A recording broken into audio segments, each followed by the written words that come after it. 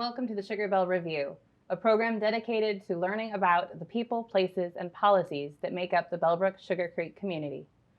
Our goal is to discover the vast diversity of interests, talents, and cultures that fill our neighborhoods.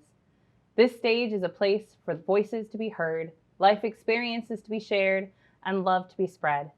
We want to celebrate the things that make us unique and the things that bring us together. We are Bellbrook-Sugarcreek, and together we are strong. We're back again with Kelsey and Annie from the Bellbrook Family Resource Center. And we were hoping that you guys would kind of do a little walkthrough on what life is like, maybe even pre-COVID and post-COVID, how you guys have had to change your methods in order to facilitate the changes that have occurred nationally. Well, thank you for having us back. We appreciate it. We're happy to be here. Thank you very much. Go ahead. Okay. Well, before COVID-19, Wednesday was always the main day we were open at the Resource Center. People could come in, they didn't have to make appointments, shop in the food pantry, look in our clothing boutique for clothes and household items. And they just came whenever they wanted, and we were open usually from 10 to 2. Of course, we would make appointments for other days whenever people were available, but that was our main time. And it was always Wednesday because that's the day Kroger donates their leftovers to us, and so does Panera. So that's why we were open Wednesdays. Makes sense. But afterward, after the shutdown, suddenly we weren't supposed to have people in the building. So we started doing it differently, which was a whole lot of work for Kelsey. Things really changed. So Annie and I talked about, the day schools announced that they were closing, Annie and I talked and said, okay, how are we going to respond to this? Are we just going to kind of let something happen and see how it goes? Or are we going to take this head on and do what we can to help the community? And we said, neither. I mean, you saw in the last one, neither of us are really sit back and see what happens kind of people. Not getting that from y'all. Exactly. So we were like, we are going to take this head on.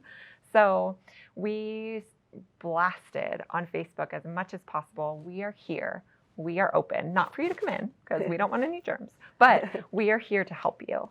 So please come, let me know that you need food, that you need toiletries, that you need cleaning supplies, and we will do our best to get those things to you through a drive-through system. We also said to the community, we need these things. We don't have cleaning supplies. When we go to Costco or Target or anywhere for our own families, we can't find anything. We can't find anything for the Resource Center either. So what can we do? And the response from the community was incredible. I can't even say enough about it. We were coming, 5 times a day to empty the bins that we left outside the Resource Center. Wow, because people were donating so much. It was heartwarming in the most amazing way.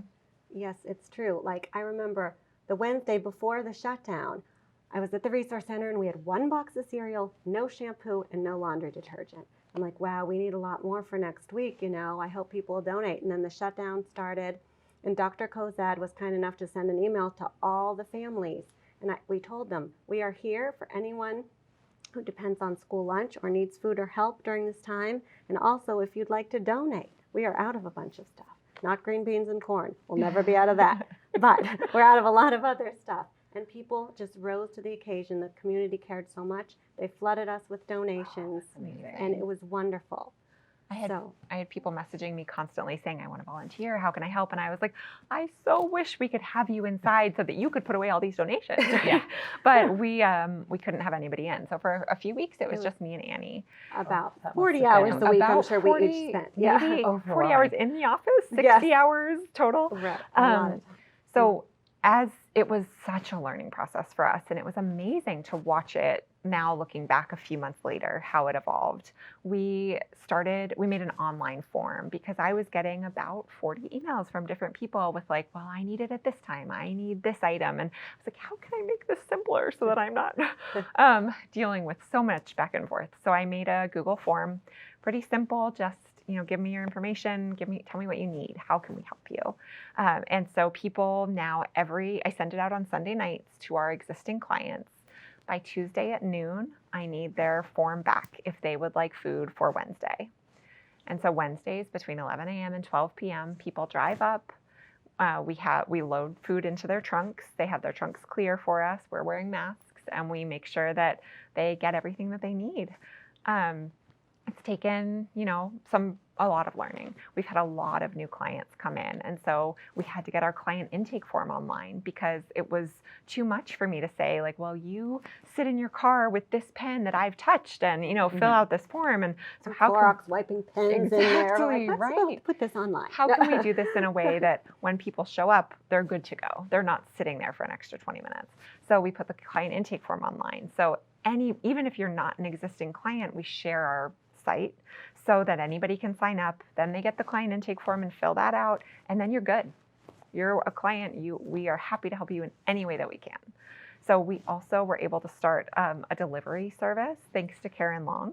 Awesome. She got a lot of the volunteers, the people who wanted to come in and help us that we weren't able to accept, we were able to say, hey, you could do this for us. We have some people who are homebound. We have immunocompromised or people who don't have transportation. So Karen reaches out to them every week. We let her know these are the deliveries we need, and this is, these are the groceries that are going to be going out, and she facilitates all of that, and that's fabulous. So she essentially finds a driver who then takes them, Who comes to us, and then it's amazing how it's grown in that sense. Yes. Another really cool program that we started just in the past couple months is with the Bellbrook-Presbyterian Church. They received a grant to be able to disperse food due to COVID-19. Okay. And so we teamed up with them to start offering perishable foods to our clients, which is not something we've ever been able to do before. Yeah. And that has been an overwhelming success. It's been wonderful. So people now order their perishables still through us, and then we communicate with the church, and they go out grocery shopping. They buy between 20 and 30, we're feeding between 20 and 30 families a week. So, somewhere in the neighborhood of 60 gallons of milk and eggs and margarine and fruits and vegetables.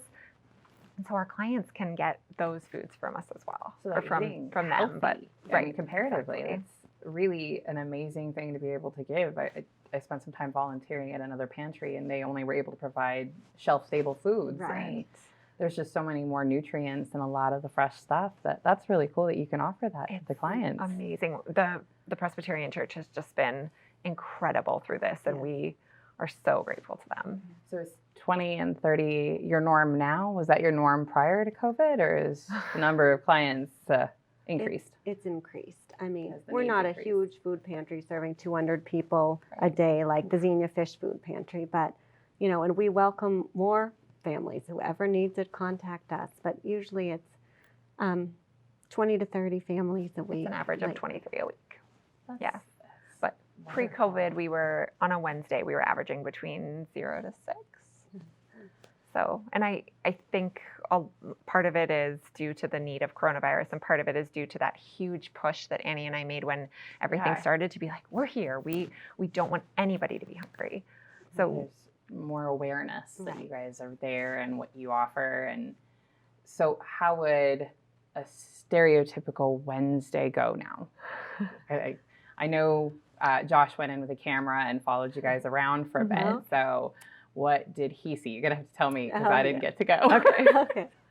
Well, Wednesday starts bright and early when I get up and head to Kroger and pick up all their donated food and take it to the resource center. And then the Panera has magically appeared overnight by 2 of our wonderful volunteers who've been bringing it up for 13 years. Wow. And a couple of our long-standing volunteers come in and pack up the Panera. They give it to us in like one big bag. Okay. And they pack it up individually. And Kelsey comes in early too, and a couple other volunteers, and we have already made all the piles of all the families' orders who are coming. We come in on Tuesday and get all the non-perishable stuff together that they needed. And then on Wednesday, we put out all the Kroger and Panera stuff. And then at 11 o'clock, they start arriving. They start coming. So it really, going back to that evolution thing, when we started, we had people's perishable or non-perishable grocery orders like kind of scattered in a couple different rooms. We have a community room that we use for support groups in pre-coronavirus times. And we hopefully post. And Yes, hopefully yes. post-coronavirus times. And we, just kind of had things scattered everywhere. And it was when somebody said, oh, this person's here, it was like, okay, now where is their order? I know we made it. So we've lined the hallway of the elementary school building with everybody's order alphabetically. And I had the best weekend a few weeks ago because I got to laminate everybody's name on their sheet of paper so that I could say, when somebody's order was ready, I could just put out their laminated sheet with the size of their family so we know kind of how much Panera and Kroger to give them. And it was just, oh my gosh, all that laminating was so much fun. She's a fabulous organizer. She's great with the forms and everything, keeping it all in order. It was really great. I recommend it if you need some laminating. So instead of, getting to shop in the food pantry now, we have all the orders ready to go in the hall. And when people pull up, we bring them out. And we have started just in the last few weeks letting people come in and do some shopping. Again, they make appointments by themselves, not for the food pantry, but to go in our clothing boutique and look for clothes and household items that are donated to us. All the items in this room have been donated by the community, and they are free to whoever would like them. So people look for clothes for themselves or their children, whatever they need. And we also have volunteers come on Wednesday to sort all those clothes. So multiple trash bags of clothes are left with us every week. And so we go through them all, and anything nice we keep, and if it's not so nice, we might send it to another organization. But the Bellbrook community donates a lot, and we are very generous community. I was just going to ask, how has the clothes been working? Because it's definitely, from my time in the other pantry, we try to put clothing in order, but clothes are very specific. Right. You could be a size 14 and still not wear all size 14 pants. Exactly. So it's kind of like it may be difficult without people being able to shop for themselves. Were you still doing clothes, or really has just been in the last couple of weeks. So for a while people were asking for clothes, but there was a time when the focus was so heavily on like, I need to make sure my family can basic eat. supplies? I need to make sure we have bleach, right? Yeah. I need to make sure we have toilet paper because it was all gone from all the Right. stores. So and then we started to notice people are asking for summer clothes, and their kids are growing. And the wardrobes are changing. And as restrictions loosened elsewhere, we were able to say, okay, it feels like the timing might be right if people are wearing masks, that they can come in and be able to spend 30 minutes by themselves looking for clothes, because we can't keep clothes away from, people need clothes. So you guys have been putting out the Facebook blasts on what you need weekly, which is really cool because it does like, oh, hey, I'm going to the grocery store. I know what. But have you considered doing something similar for clothes and household items? I know on your newsletter that you send out there, if you read down to the bottom, it talks about what possible large household items you need. But have you considered maybe also doing something like that? We need lamps, or we could use an extra vacuum cleaner, or those sorts of things that maybe somebody has one lying in a closet that they haven't touched in a year that might show up. So That's a great idea. Our newsletter does include a list I just started putting in of items specifically people are asking for, like we have a family looking for a full-size bed. And, we do have some clients sleeping on the floor. So any bed bug-free mattresses available, we are interested in. Please contact us. Yes. I look forward to that. So, yes, but we don't normally put that list on Facebook, so that is a good idea.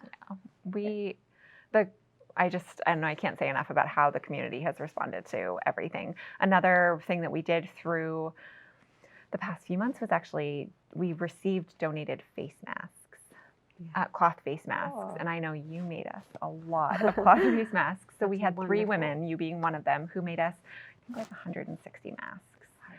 And it was incredible. That part of the incredible aspect of it was how hard it was to coordinate all of the masks, getting them to the right family with the right size. Yeah, I didn't help with that at all. I thought that looked horrible. Really hard. But it's over now.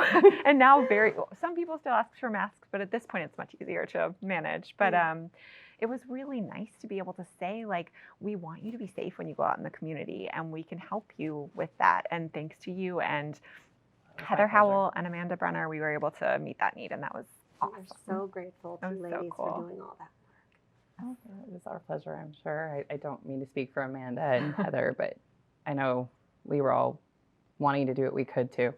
And so That's it was wonderful. important. Thank you very much.